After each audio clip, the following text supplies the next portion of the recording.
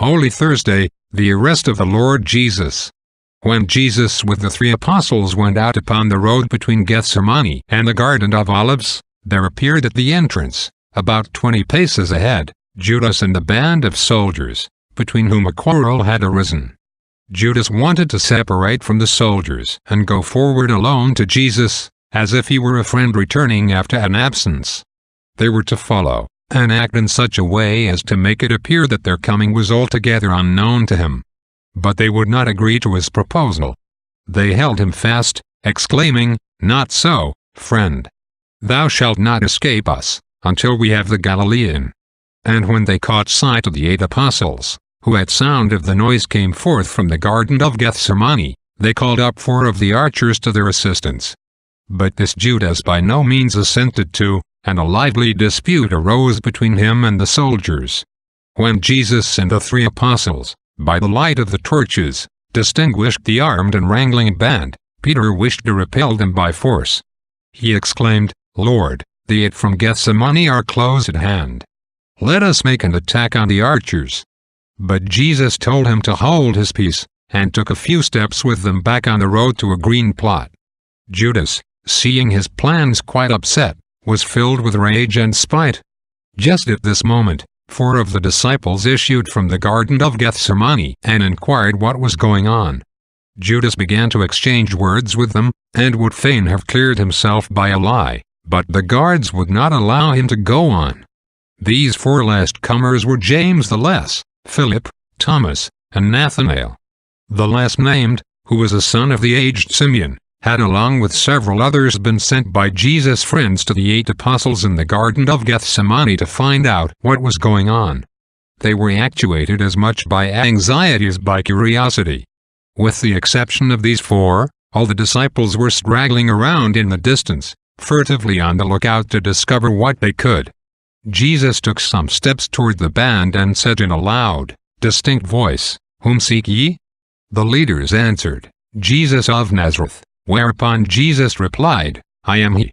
But scarcely had he uttered the words when, as if suddenly attacked by convulsions, they crowded back and fell to the ground one upon another. Judas, who was still standing by them, became more and more embarrassed. He looked as if desirous of approaching Jesus. Consequently the Lord extended his hand, saying, "Friend, whereto art thou come?" Judas, confused and perplexed, stammered out something about the commission he had executed. Jesus in reply uttered some words like the following, "Oh, how much better it would have been for thee hadst thou never been born." I cannot remember the words distinctly. Meanwhile the soldiers had risen and approached the Lord and his apostles, awaiting the traitor's sign, the kiss. Peter and the other disciples gathered around Judas, calling him a thief and a traitor. He tried to free himself by all kinds of excuses, but just at that moment up came the soldiers with offers of protection, thus openly witnessing against him. Jesus again inquired, "Whom seek ye?" Turning toward him, they again answered, "Jesus of Nazareth." Jesus again replied, "I am he. I have already told you that I am he. If you seek me, let these go."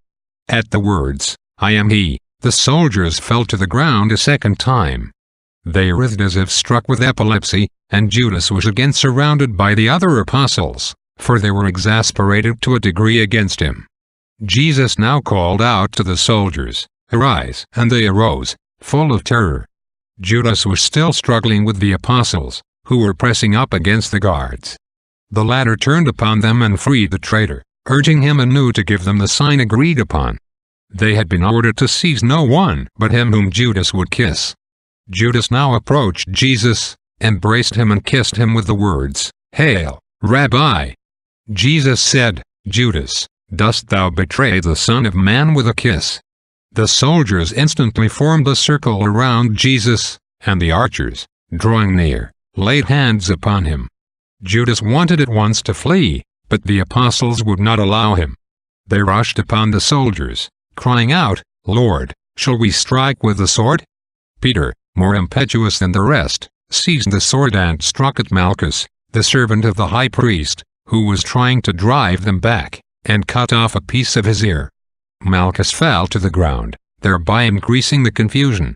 At the moment of Peter's impetuous movement, the actors in the scene were situated as follows. Jesus was in the hands of the guard, who were about to bind him, and forming a circle around him at some little distance were the soldiers, one of whose number, Malchus, had been laid low by Peter.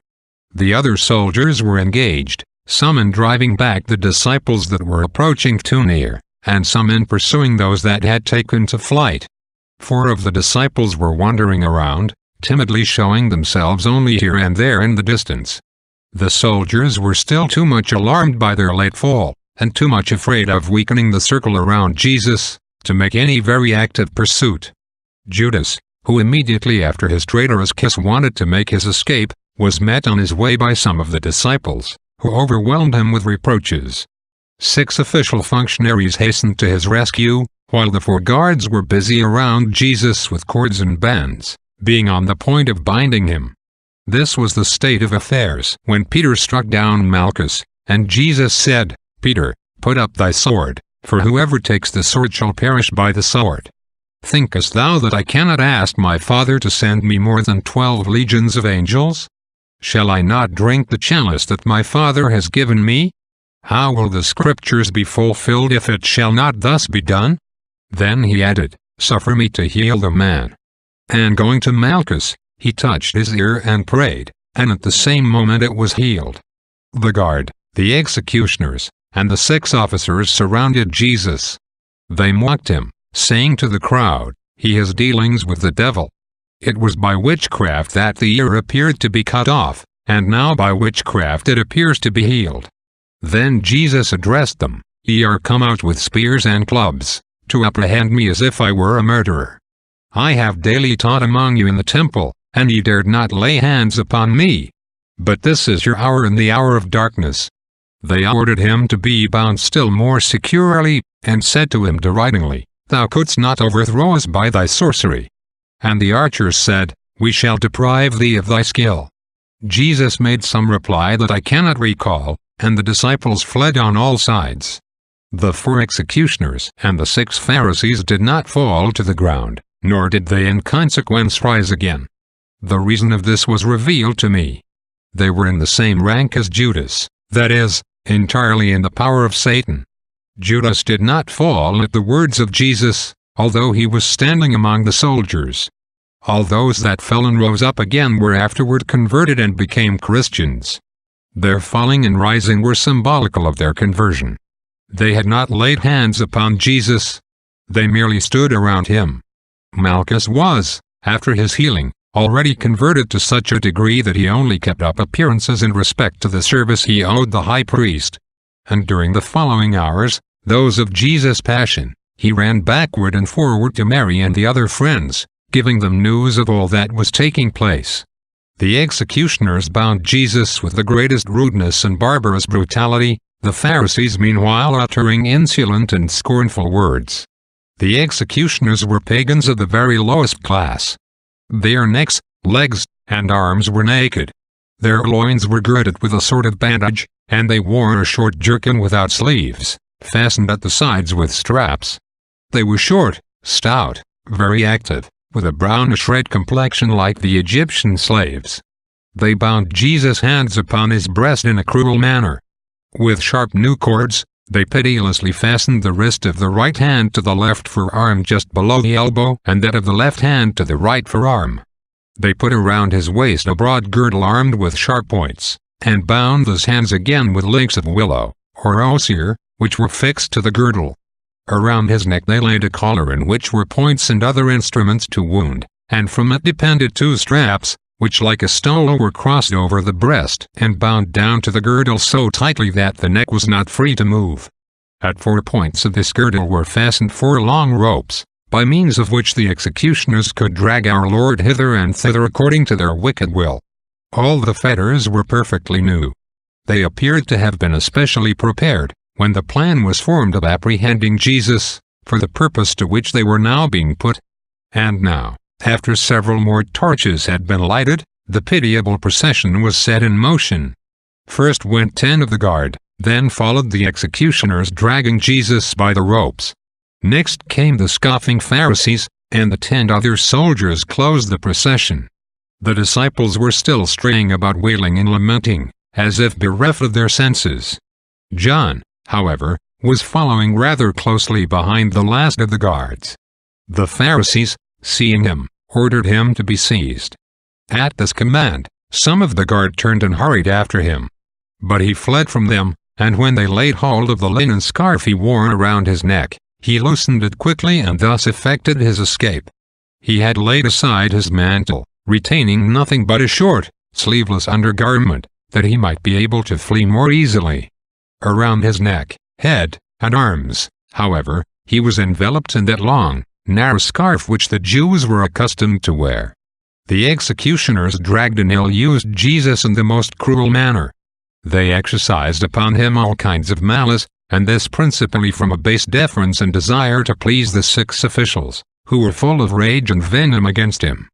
They led him along the roughest roads, over ruts and stones and mire, keeping the long ropes stretched while they themselves sought good paths. In this way Jesus had to go wherever the ropes would allow him.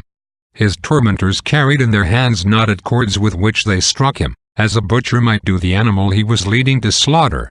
All this they accompanied with mockery and insult so low and indecent that the repetition of it would be revolting.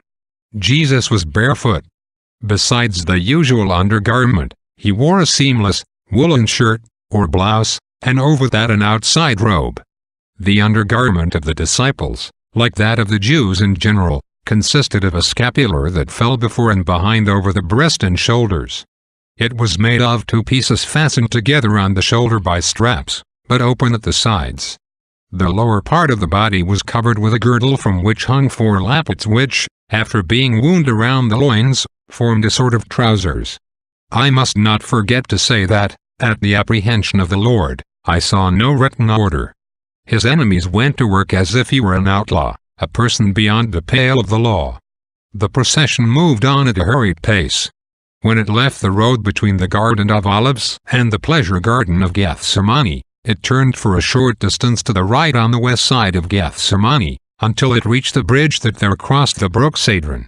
When Jesus was coming with the apostles to the Mount of Olives, he did not cross that bridge. He took a roundabout way through the valley of Josaphat, and crossed the brook over a bridge farther to the south. That over which he was now led in fetters was very long, since it spanned not only the Cedron, which flowed here close to the mount, but also a part of the uneven heights of the valley, thus forming a paved highway for transportation. Even before the procession reached the bridge, I saw Jesus fall to the earth twice, owing to the pitiless manner in which he was dragged along and the jerking of the executioners at the ropes. But when they reached the middle of the bridge, they exercised their villainy upon him with still greater malice. The executioners pushed poor, fettered Jesus, whom they held fast with ropes, from the bridge into the brook Cedron, about the height of a man below, accompanying their brutality with abusive words, as for instance, "Now he can drink his fill." Were it not for divine assistance, Jesus would have been killed by the fall. He fell first on his knees and then on his face, so that he would have been severely wounded on the stony bed of the brook, which was here very shallow, if he had not saved himself a little by stretching out his previously tightly bound hands. They had been loosened from the girdle, I know not whether by divine help or whether by the executioners before they thrust him down. The marks of his knees, feet, elbows, and fingers were, by God's will, impressed upon the places that they touched, which later on became objects of veneration. Such things are no longer believed, but similar impressions in stone, made by the feet, the hands, and the knees of the patriarchs and prophets, made by Jesus, the Blessed Virgin, and some of the saints, have often been shown me in historical visions. The rocks were softer and more believing than the hearts of men. They bore witness at this terrible moment to the divine truth that had thus impressed them.